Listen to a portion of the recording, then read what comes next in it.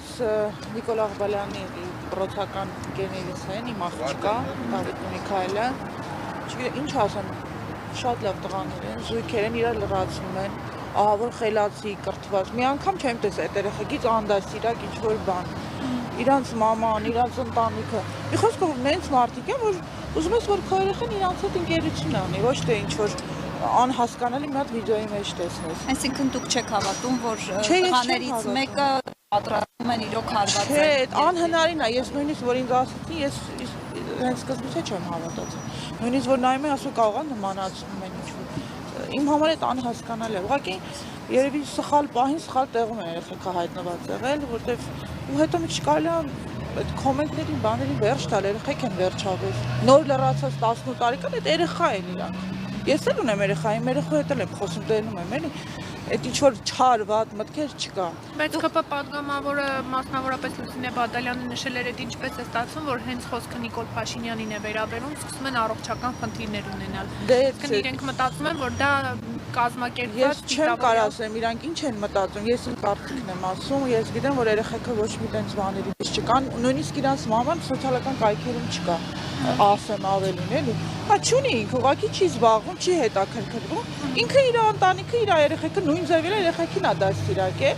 ու ասեմ, թե շատ-շատերը կերազեն տենց տղաներ ունենային։ Հիմա մանավանդ տղերքի մեծ մասը շատ անդաստիարակ են, թե ծնողների, թե մյուսների նկատմամբ։ Իսկ իրանց երեխեքը լրիվ ուրիշ ձևի դաստիարակություն են, որտեվ կրթված են, ինտելեկտ ունեն, էլի կոպիտ ասեմ։ Ծնողների հետ խոսել եք, հոգեբանական ինչ վիճակում են այս բանը։ Դե ասեցին Դավիթը լավ չի, հոգեբանական ծնողները նաև։ Ծնողները մաման լավ չի, ես երեք վիդեոների մեջ տեսա, ամբողջ օրս փչացավ, անընդհատ զանգում էինք, բայց դե պարզ է, ինքը չի պատասխանի, սենց ասեմ, վիդեոներով էինք իմանում ամեն ինչ, բայց շատ վատ վիճակի մեջ եմ անում։ Կոնկրետ տանջվում ես, ես ին վրա եմ վերցնում։ Ասենք բոլորը կարան իրանց վրա վերցնել, եթե երեխա ունես, պիտի անհանգստանաս, որ կարա տենց բան լինի։ Օրը ցերեկով գնաց եկեղեցի, մեկ է խնդրի մեջ ընկնես, մանավանդ որ դու կապ չունես այդ ամեն ինչի հետ։ Մի քիչ տարօրինակ է։ Օրինակ, այս որպես քաղաքացի ինչպես կզգաք, երբ դուք եկեղեցում մասնակցում եք պատարագի, ուշացած մտնում են, սկսում են ամրակազմ անվտանգության աշխատակիցները ձեզ հրել, խանգարել, որպեսզի ճանապարհ բացեն։ Ես շատ ուրիշ ձև կարող եմ զգամ, բայց ես չեմ ցանկանում հիմա իմ մասին խոսամ, որովհետև չեմ եկել ես իմ մասին խոսելու, կոնկրետ Դավիթ Միքայելի մասին ինչ որ ասեցի, դա ճիշտ է,